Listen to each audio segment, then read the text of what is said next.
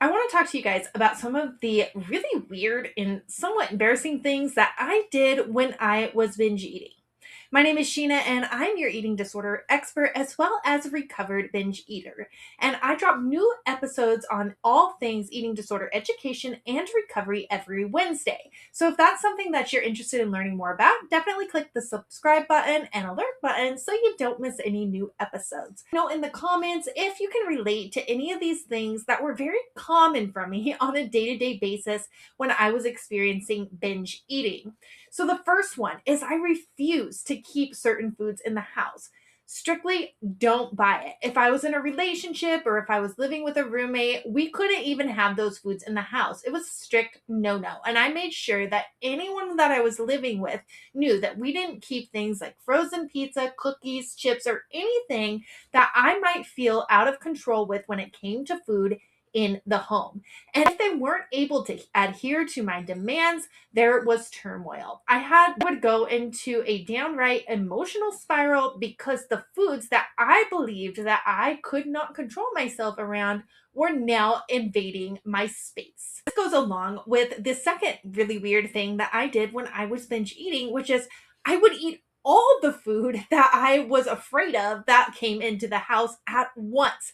That way, I didn't have to eat it the next day. So it was kind of like trying to prepare myself for a fresh, clean slate the next day. Often what is known as the binge restrict cycle. So I would prepare myself to overindulge in the foods that scared me with the anticipation that I would wipe the slate clean the next day. And I believed that I could not control myself around the food, so therefore I had to consume it all if it came into my house by happenstance.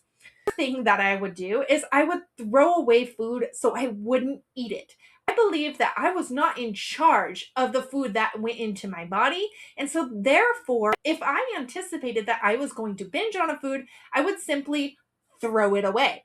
Which leads me to the fourth really weird thing I did when I was binge eating, which was eating food out of the garbage. Yes, I said it. And I think even subconsciously, I would place that food in a way in which it wouldn't become contaminated by the other components of the garbage can. I know it's weird, but in my brain, it made sense. I want to stop here for a moment and highlight that while I felt like I was completely out of control with food the entire time, I had a list of about 75 food rules that went into every single food that I consumed and every single food that came into the home. So, really, my feeling completely out of control with food was as a result of me wanting to be completely in control of my food.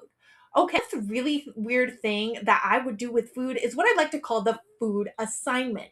And everyone would get an assignment. When I was preparing food for me and my partner, I would make sure that I had a designated amount that I was to consume and that he was to consume. It didn't just extend to my partner. Everyone had a food assignment. If I went out and had a shared meal, say nachos or Asian cuisine, where it was more of a family style place, I would assign everyone at the table the designated amount of food, which I presumed would be their portion. And I would get a food assignment too. And if I ate more or less than that food assignment, that anxiety would spike. Let me know in the comments below. Are you familiar with the food assignment? Has this happened to you before? The sixth really weird thing when I was engaging in binge eating behavior was I food hawked everything. So what I mean is if someone was preparing a meal in the kitchen, I would go into the kitchen and I would make sure that whoever was preparing the food was only putting in the assigned ingredients that I had prepared in my head into that dish. No extra fats, no extra sugars. Rules and stipulation about what I would allow to go into my body was heavy at play. So while I fully anticipated meeting my quote unquote food assignment, or still had rules and regulations about what could go into the food. And by the way, these typically changed from one day to the next. One day it might be added sugars, one day it might be added fats. Seventh thing that I would do that was really strange was I would pack my lunch to go to friend's house. Not kidding. It was bizarre. If I knew I was going to go to a friend's house or go on a date, I would pack a meal, sandwich, designated items, my quote unquote healthy foods, etc. So I wouldn't be tempted to go out to a meal with that person or indulge in the foods that they had in their house, which would for sure be off limits. So that brings me to number 8, which was avoiding social situations and situations with friends altogether. Think about it. If everybody gets a food assignment and are also required to pack a lunch to engage in social activities, well, you're no longer having an enjoyable time. You've actually now just created a job for yourself. And that's what an eating disorder is. And binge eating, it is an actual full time job. So I would just avoid social situations altogether. That would mean that my eating disorder was on high alert. One thing I would do that was kind of strange when I was binge eating was I would never eat the last bite on the plate. And I actually didn't realize that I did this until about 15 years after I was in full recovery, and I still left that bite on the plate. I said, "Ooh, I'm going to grab that. You always leave the last bite on the plate." It was something that was so subconscious and migrated even into my recovery. And once I really identified that that was one of the ways that I was trying to maintain control in that binge eating behavior, everything changed about the way that I saw my relationship with food and my history in recovery.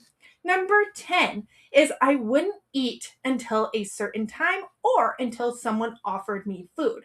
So, a lot of times I would not consume any off limits foods or fear foods until somebody handed me one. And I would justify that it was disrespectful to not engage in that food choice because it had been provided to me. Say firsthand that as somebody that was consuming 6,000 plus calories a day on average and having food noise dominating every single one of my thoughts through 95% of the day, that while I thought my problem was I was quote unquote addicted to food or out of control with food, it was quite the opposite. Actual issue was I was very rarely consuming enough, listening to my body cues, and I had about 500 rules around every food that was allowed to be around me or allowed to go into my body.